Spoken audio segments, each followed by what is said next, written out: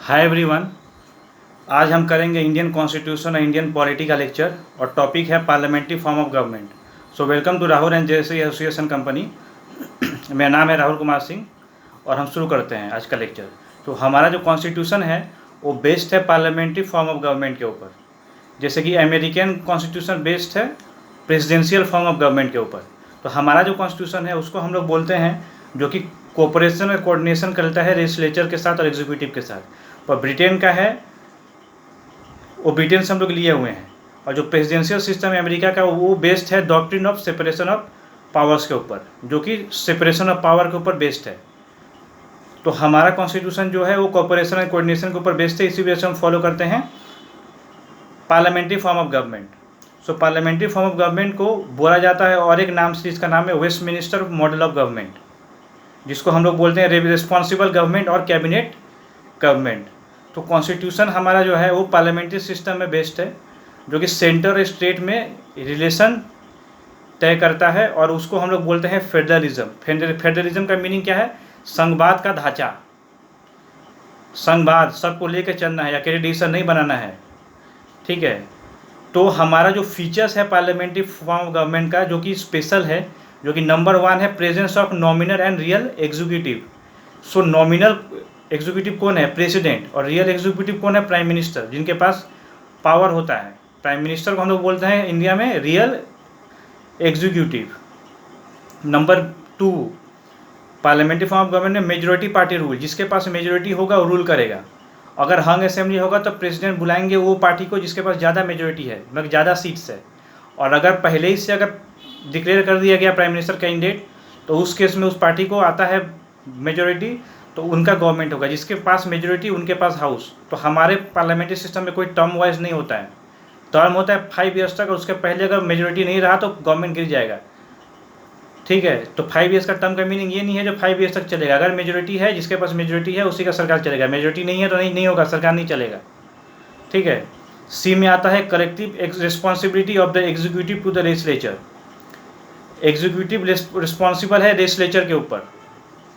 Executive decision जो भी लिया जाएगा उस सब आके हमको पार्लियामेंट में जाके बोलना पड़ेगा गवर्नमेंट को। गवर्नमेंट मनमानी नहीं कर सकता, उसको आंसरेबल है गवर्नमेंट पार्लियामेंट्री सिस्टम के ऊपर, जो कि लोकसभा, राज्यसभा आता है सेंटर में, स्टेट में आता है स्टेट लेजिस्लेचर जो कि विधानसभा बोलते हैं, और जिसमें 2 हाउसेस है जो स्टेट्स में, उसको हम बोलते हैं विधानसभा और विधान परिषद, ठीक है। तो कलेक्टिव रिस्पॉन्सिबिलिटी आता है। एक काउंसिल ऑफ मिनिस्टर्स के अगेंस्ट में अगर आता है कोई भी मोशन पास होगा तो वो एंटायर काउंसिल ऑफ मिनिस्टर्स को रिजाइन करना पड़ेगा। तो नो कॉन्फिडेंस मोशन जो आता है वो काउंसिल ऑफ मिनिस्टर्स के अगेंस्ट में आता है।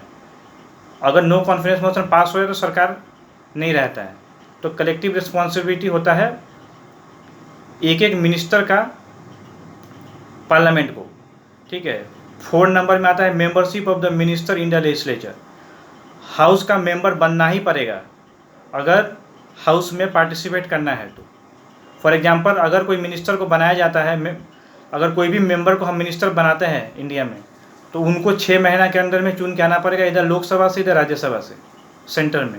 और अगर स्टेट में होता है तो विधानसभा से अगर है तो स्टेट में नहीं, अगर नहीं या तो फिर विधान परिषद अगर है तो विधान परिषद से भी।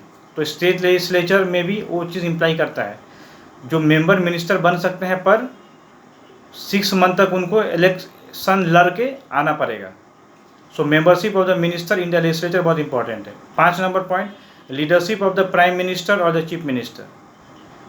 सेंट्रल में क्या होगा? Leadership of the prime minister, और स्टेट में leadership of the chief minister.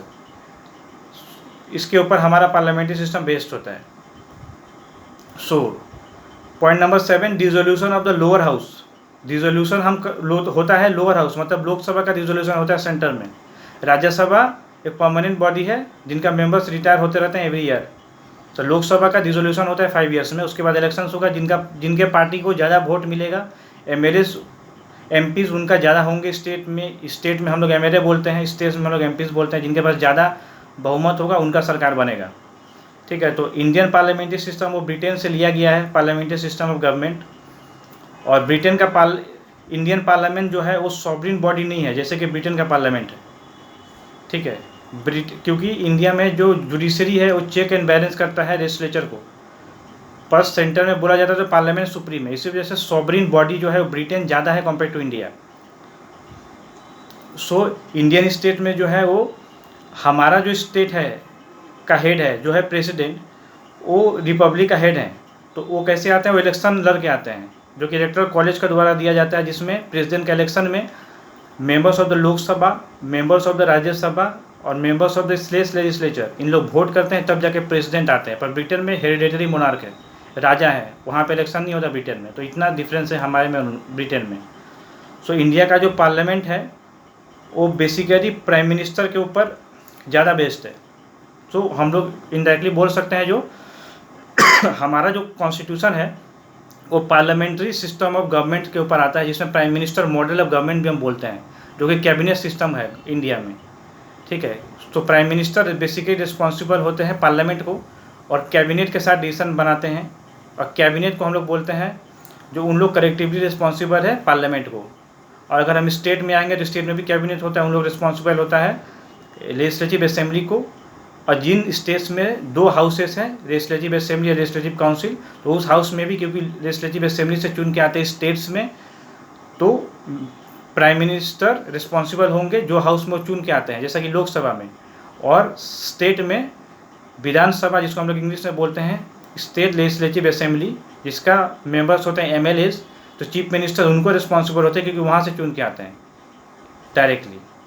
ठीक है, पर अगर हम एक साथ बोलेंगे जो प्राइम मिनिस्टर किसको रिस्पॉन्सिबल है, पार्लियामेंट को, और चीफ मिनिस्टर किसको रिस्पॉन्सिबल है, स्टेट लेजिस्लेचर को। अगर एक हाउस है तो एक हाउस को, 2 हाउस है तो 2 हाउस को। और सेंटर में जैसे कि मनी भी ऑरिजिनेट होता है लोकसभा में, तो लोकसभा ज़्यादा पावरफुल है, तो इनडायरेक्टली हम बोल सकते हैं जो प्राइम मिनिस्टर रिस्पॉन्सिबल है लोकसभा को, पर हम एज अ होल बोल सकते हैं जो पार्लियामेंट को रिस्पॉन्सिबल है प्राइम मिनिस्टर। तो हम बोलेंगे जो हमारा जो सिस्टम है वो prime ministerial form of government के ऊपर बेस्ड है। ठीक है, so thank you for watching and listening. अगर आपको चैनल पसंद आता है तो चैनल को सब्सक्राइब करें और चैनल को ज़्यादा से ज़्यादा शेयर करें ताकि हम ज़्यादा से ज़्यादा आदमी तक पहुँचे। हम करंट अफेयर्स के ऊपर भी लेक्चर लेके आते हैं, क्वेश्चन भी प्रैक्टिस कराते हैं, और हम टेलीग्राम चैनल पे हम अपना नोट्स भी डालते हैं। जिसके जो टेलीग्राम में ज्वाइन नहीं कर सकते हैं वो आइए, फेसबुक का लिंक हम प्रोवाइड कर देंगे डिस्क्रिप्शन बॉक्स में। आप चैनल को ज़्यादा से ज़्यादा शेयर करें ताकि हम ज़्यादा से ज़्यादा लोग तक पहुँचे। आपका कोऑपरेशन और आपका हेल्प हमें बहुत ज़रूरत है ताकि हम अपने चैनल को एक्सपैंड कर सकें। और लाइक करें, डिसलाइक करने का भी हक है, पर हमें बताएं। और thank you for watching and listening. All the best, take care, bye bye. I am switching it of.